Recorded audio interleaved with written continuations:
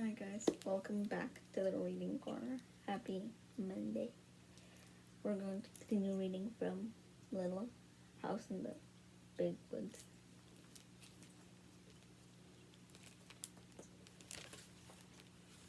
Chapter 11, Harvest. Pa and Uncle Henry traded work. When the grain got ripe in the fields, Uncle Henry came to work with Pa, and Aunt Polly and all the cousins came to spend the day. Then Pa went to help Uncle Henry cut his grain, and Ma took Laura and Mary and Carrie to spend the day with Aunt Polly. Ma and Aunt Polly worked in the house, and all the cousins played together in the yard till dinner time. Aunt Polly's yard was a fine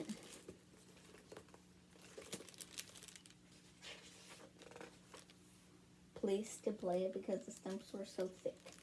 The cousins played jumping from stump to stump without ever touching the ground. Even Laura, who was littlest, could do this easily in the places where the smallest trees had grown close together. Cousin Charlie was a big boy going on 11 years old, and he could jump from stump to stump all over the yard. These smaller stumps he could jump two at a time, and he could walk on the top rail of the fence without being afraid. Pa and Uncle Henry were out in the field, cutting the oats with cradles. A cradle was a sharp steel blade, fastened to a framework of wooden slats that caught and held the stalks of grain when the blade cut them. Pa and Uncle Henry carried the cradles by their long, curved handles and swung the blades into the standing oats. When they had cut enough to make a pile, they slid the cut stalks off these slats into neat heaps on the ground. It was hard work, walking around and around the field in the hot sun, and with both hands swinging the heavy cradles into the grain and cutting it, then sliding it into the piles. After all the grain was cut, they must go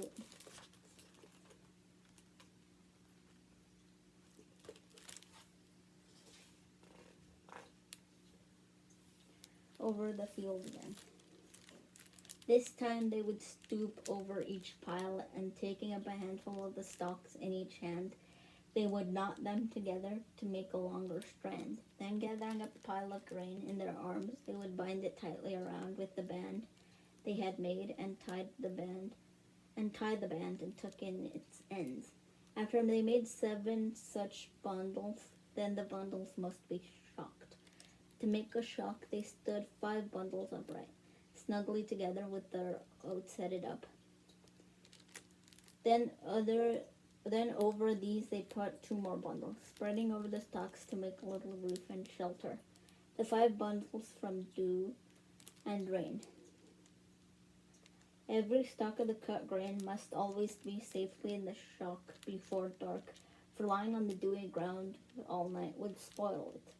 Pa and Uncle Henry were working very hard because the air was so heavy and hot and still that they expected rain. The oats were ripe, and if they were not cut and in the shock before rain came, the crop would be lost. Then Uncle Henry's horses would be hungry all winter. At noon, Pa and Uncle Henry came to the house in a great hurry and swallowed their dinner as quickly as they could. Uncle Henry said that Charlie must help them that afternoon. Laura looked at Pa when Uncle Henry said that. At home, Pa had said to Ma that Uncle Henry and Aunt Polly spoiled Charlie. When Pa was 11 years old, he had done a good day's work every day in the fields, driving a team. But Charlie did hardly any work at all. Now Uncle Henry said that Charlie must come to the field. He could save them a great deal of time. He could go to the spring for water, and he could fetch them a water jug when they needed a drink. He could fetch the whetstone when the blades needed sharpening. All the children looked at Charlie. Charlie did not want to go to the field. He wanted to stay in the yard and play, but of course he did not say so. Pa and Uncle Henry did not rest at all. They ate in a hurry and went right back to work, and Charlie went with them. Now Mary was oldest, and she wanted to play a quiet, ladylike play. So in the afternoon, the cousins made a playhouse in the yard. The stumps were chairs and tables and stoves, and leaves were dishes, and sticks for the children. On the way home that night, Laura and Mary heard Pa tell Ma what happened in the field. Instead of helping Pa and Uncle Henry, Charlie was making all the trouble he could. He got in their way so they couldn't swing the cradles. He hid the whetstone so they had to hunt for it when the blades needed sharpening. He didn't bring the water jug till Uncle Henry shouted at him 3 or 4 times, and then he was sullen. After that, he followed them around, talking and asking questions. They were working too hard to pay any attention to him, so they told him to go away and not bother them. But they dropped their cradles and ran to him across the field when they heard him scream. The woods were all around the field, and there were snakes in the oats. When they got to Charlie, there was nothing wrong, and he laughed at them. He said, "I fooled you that time." Pa said if he had been Uncle Henry, he would have tanned that boy's hide for him right then and there, but Uncle Henry did not do it. So they took a drink of water and went back to work. 3 times Charlie screamed, and they ran to him as fast as they could, and he laughed at them. He thought it was a good joke. And still Uncle Henry did not tan his hide. Then a 4th time he screamed, louder than ever. Pa and Uncle Henry looked at him, and he was jumping up and down, screaming. They saw nothing wrong with him, and they had been fooled so many times that they went on with their work. Charlie kept on screaming, louder and shriller. Pa did not say anything, but Uncle Henry said, "Let him scream." So they went on working and let him scream. He kept on jumping up and down, screaming. He did not stop. At last, Uncle Henry said, maybe something really is wrong." They laid down their cradles and went across the field to him. And all that time, Charlie had been jumping up and down on a yellow jacket's nest. The yellow jackets lived in a nest on the ground, and Charlie stepped on it by mistake. Then all the little bees in their bright yellow jackets came swarming out with their red-hot stings, and they hurt Charlie so that he couldn't get away. He was jumping up and down, and hundreds of bees were stinging him all over. They were stinging his face and his hands and his neck and his nose. They were crawling up his pants legs and stinging and crawling down the back of his neck and stinging. The more he jumped and screamed, the harder they stung. Pa and Uncle Henry took him by the arms and ran him away from the yellow jacket's nest. They undressed him, and his clothes were full of yellow jackets, and their stings were swelling up all over him. They killed the bees that were stinging him, and they shook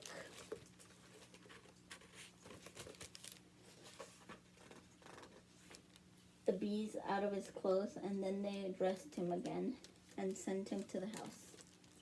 Laura and Mary and the cousins were playing quietly in the yard when they heard a loud, blubbering cry. Charlie came falling into the yard, and his face was so swollen, and the tears could hardly squeeze out of his eyes. His hands were puffed up, and his neck was puffed out, and his cheeks were big, hard puffs. His fingers stood out, stiff and swollen. There were little hard white dents all over his puffed out face and neck. Laura and Mary and the cousins stood out and looked at him. Ma and Aunt Polly came running out of the house and asked him what was the matter. Charlie blubbered and bawled. Ma said it was yellow jackets. She ran to the garden and got a big pan of earth, while Aunt Polly took Charlie into the house and undressed him. They made a big pan full of mud and plastered him all over with it. They rolled him up in an old sheet and put him to bed. His eyes were swollen shut, and his nose was a funny shape. Ma and Aunt Polly covered his whole face with mud and tied the mud on with cloths. Only the end of his nose and his mouth showed. Aunt Polly steeped some herbs to give him for his fever. Laura and Mary and the cousins stood around for some time, looking at him.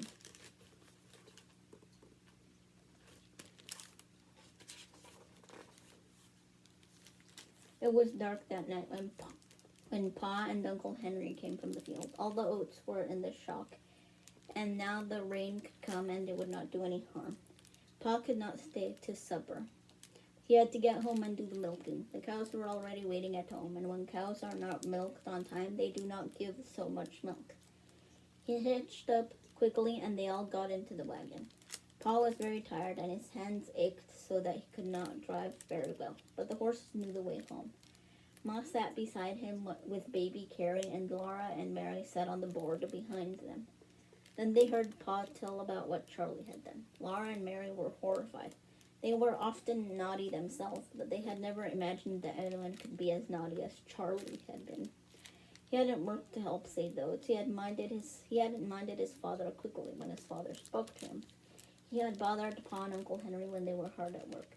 Then Pa told about the yellow jacket's nest, and he said it served the little liar right.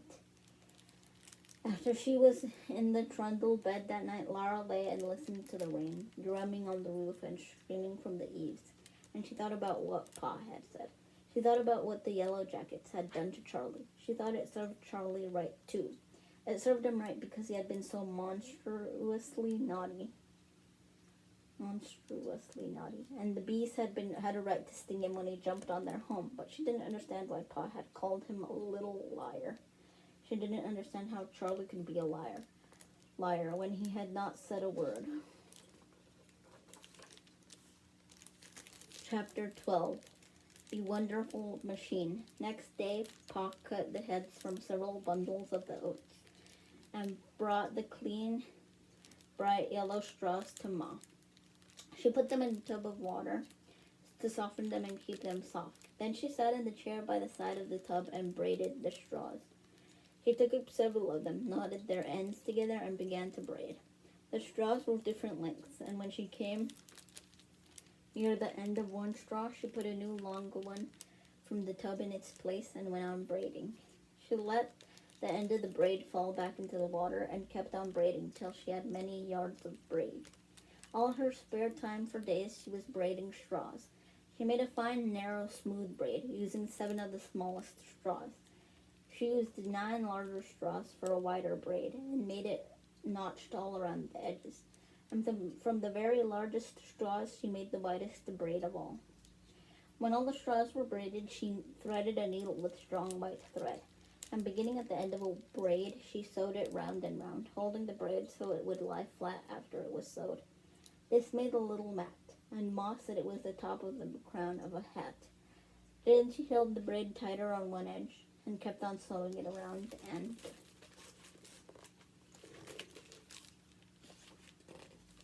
around. The braid drew in and made the sides of the crown. When the crown was high enough, Ma held the braid loosely again as she kept on sewing around, and the braid lay flat and was the hat brim. When the brim was wide enough, Ma cut the braid and sewed the end fast so that it could not unbraid itself. Ma sewed hats for Mary and Laura of the finest, narrowest braid. For Pa and for herself, she made hats of the wider, notched braid. That was Pa's Sunday hat. Then she made him 2 everyday hats of the coarser, widest braid. When she finished the hat, Ma set it on a board to dry, shaping it nicely as she did so, and when it dried, it stayed in the shape she gave it. Ma could make beautiful hats. Laura liked to watch her, and she knew how to braid the straw and made a little hat for Charlotte. The days were growing shorter and the nights were cooler. One night, Jack Frost passed by, and in the morning there were bright colors here and there among the leaves of the big woods. Then all the leaves stopped being green. They were yellow and scarlet and crimson and golden and brown. Along the rail fence, the sumac held up its dark red cones of berries above bright flame-colored leaves. Acorns were falling from the oaks, and Laura and Mary made little acorn cups and saucers for the playhouses. Walnuts and hickory nuts were dropping to the ground in the big woods, and squirrels were scampering busily everywhere, gathering their winter store of nuts and hiding them away in hollow trees. Laura and Mary went with Ma to gather walnuts and hickory nuts and hazelnuts. They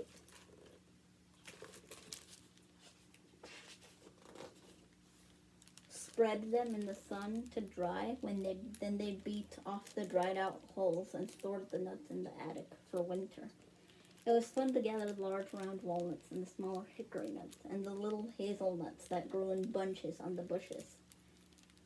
The softer outer hulls of the walnuts were full of a brown juice that stained their hands, but the hazelnut hull smelled good and tasted good too, and Laura used her teeth to pry a nut loose. Everyone was busy now, for all the garden and vegetables must be stored away. Laura and Mary helped, picking up the dusty potatoes after Pa had dug them from the ground, and pulling the long yellow carrots and the round purple-topped turnips, and they helped Ma cook the pumpkin for pumpkin pies. With the butcher knife, Ma cut the big orange-colored pumpkins into halves. She cleaned the seeds out of the center and cut the pumpkin into long slices from which she pared the rind. Laura helped her cut the slices into cubes. Ma put the cubes into the big iron pot on the stove, poured in some water, and then watched while the pumpkin slowly boiled down all day long. All the water and the juice must be boiled away, and the pumpkin must never burn. The pumpkin was a thick, dark, good-smelling mass in the kettle. It did not boil like water, but bubbles came up in it and suddenly exploded, leaving holes that closed quickly. Every time a bubble exploded, the rich, hot pumpkin smell came out. Laura stood on a chair and watched the pumpkin for Ma and stirred it with a wooden paddle. She held the paddle in both hands and stirred carefully, because if the pumpkin burned, there wouldn't be any pumpkin pies. For dinner, they ate the stewed pumpkins with their bread. They made it into pretty shapes on their plate. It was a beautiful color, and smoothed and molded so prettily with their knives. Ma never allowed them to play with the food at table. They must always eat nicely everything that was set before them, leaving nothing on their plates. But she did let them make the rich brown stewed pumpkin into pretty shapes before they ate it. At other times they had baked Hubbard squash for dinner. The rind was so hard that Ma had to take Pa's axe to cut the squash into pieces. When the pieces were baked in the oven, Laura loved to spread the soft insides with butter and then scoop the yellow flesh from the rind and eat it. For supper now, they often had hulled corn and milk. That was good too. It was so good that Laura could hardly wait for the corn to be ready. After Ma started to hull it, it took 2 or 3 days to make hulled the corn. The first day, Ma cleaned and brushed all the ashes out of the cook stove. Then she burned some clean, bright hardwood and saved its ashes. She put the hardwood ashes in a little cloth bag. That night, Pa brought in some ears of corn with large, plump kernels. He nubbed the ears, shelling off the small, chaffy kernels at their tips. Then he shelled the rest into a large pan until the pan was full. Early next day, Ma put the shelled corn and the bag of ashes into the big iron kettle. She filled the kettle with water and kept it boiling a long time. At last, the kernels of corn began to swell, and they swelled and swelled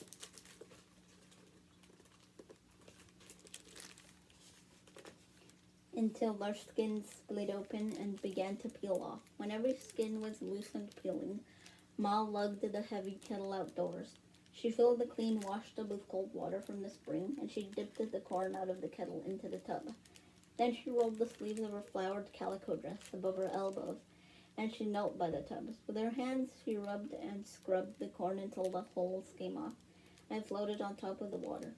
Often she poured the water off and filled the tub again with buckets of water from the spring. She kept on rubbing and scrubbing the corn between her hands and changing the water until every hole came off and was washed away. Ma looked pretty with her bare arms, plump and white, her cheeks so red, and her dark hair smooth and shining. While she scrubbed and rubbed the corn in the clear water, she never splashed one drop of water on her dress. When at last the corn was done, Ma put all the soft white kernels in a big jar in the pantry. Then at last they had hulled corn and milk for supper. Sometimes they had hulled corn for breakfast with maple syrup, and sometimes Ma dried the soft kernels in pork drippings, but Laura liked them best with milk. Autumn was great fun. There was so much work to do, so many good things to eat, so many new things to see. Laura was scampering and chattering like the squirrels from morning to night. One frosty morning, a machine came up the road. 4 horses were pulling it, and 2 men were on it. The horses hauled it up into the field where Pa and Uncle Henry and Grandpa and Mr. Peterson had stacked their wheat. 2 more men drove after it, another smaller machine. Pa called to Ma that the threshers had come. Then he hurried out to the field with his team. Laura and Mary asked Ma, and then They ran out to the field after him. They might watch if they were careful not to get in the way. Uncle Henry came riding up and tied his horse to a tree. Then he and Pa hitched all the other horses, 8 of them, to the smaller machine. They had hitched each team to the end of a long stick that came out from the center of the machine. A long iron rod lay along the ground from this machine to the big machine. Afterward, Laura and Mary asked questions, and Pa told them that the big machine was called the separator, and the rod was called the tumbling rod, and the little machine was called the horsepower. 8 horses were hitched to it and made it go, so this was an 8-horsepower machine. A man sat on top of the horsepower, and when everything was ready, he clucked to the horses, and they began to go. They walked around him in a circle, each team pulling on the long stick to which it was hitched, and following the team ahead. As they went around,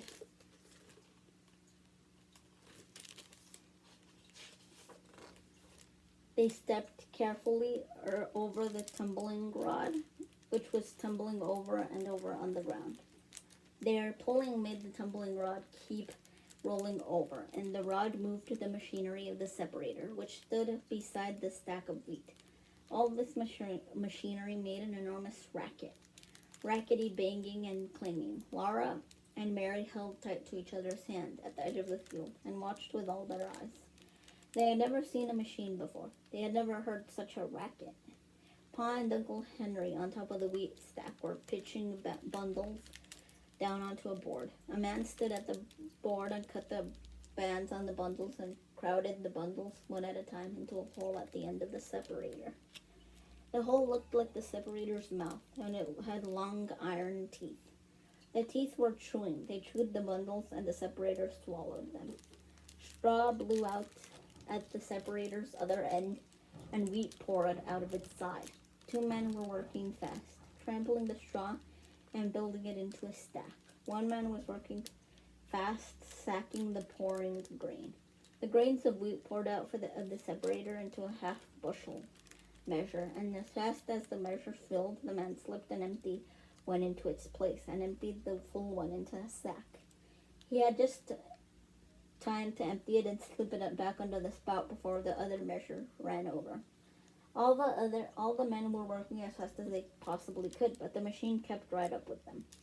Laura and Mary were so excited they could hardly breathe. They held hands tightly and stared. The horses walked around and around. The man who was driving them cracked his whip and shouted, "Giddy up there, John. No use trying to shirk." Crack went the whip. "Careful there, Billy. Easy, boy. You can't go but so fast. No how." The separator swallowed the bundles. The golden straw blew out in a golden cloud. The wheat streamed golden brown out of the spout.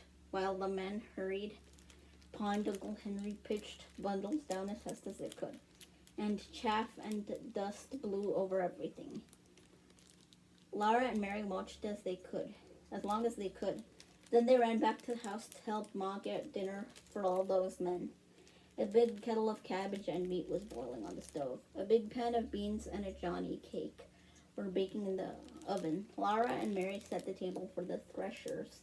They put on salt rising bread and butter, bowls of stewed pumpkin pies and dried berry pies, and cookies, cheese and honey, and pitchers of milk. Then Ma put on the boiled potatoes and cabbage and meat, the baked beans, the hot Johnny cake, and the baked Hubbard squash, and she poured the tea. Laura always wondered why bread made of cornmeal was called Johnny cake. It wasn't cake. Ma didn't know unless the northern soldiers called it Johnny cake, because the people in the south where they fought ate so much of it. They called the southern soldiers Johnny Rebs. Maybe they called the southern bread cake just for fun. Ma had just heard some say that it should be called journey cake. She didn't know. It wouldn't be very good bread to take on a journey. At noon, the threshers came into the table loaded with food. But there was none too much, for threshers work hard and get very hungry. By the middle of the afternoon, the machines had finished all the threshing, and the men who owned them drove them away into the big woods, taking with them the stacks of wheat that was their pay. They were going to the next place where the neighbors had stacked their wheat and wanted the machines to thresh it. Pa was very tired that night, but he was happy. He said to Ma, it would have taken Henry and Peterson and Pa and me a couple of weeks apiece to thresh as much grain with flails as that machine threshed today. We wouldn't have got as much wheat either, and it wouldn't have been as clean. That machine's a great invention, he said. Other folks can stick to old-fashioned ways if they want to, but I'm all for progress. It's a great age we're living in. As long as I raise wheat, I'm going to have a machine come and thresh it, if there's one anywhere in the neighborhood. He was too tired that night to talk to Laura, but Laura was proud of him. It was Pa who had got the other men to stack their wheat together and send for the threshing machine, and it was a wonderful machine. Everybody was glad it had come. That is the end of chapter 12. Bye, guys. See you on Wednesday.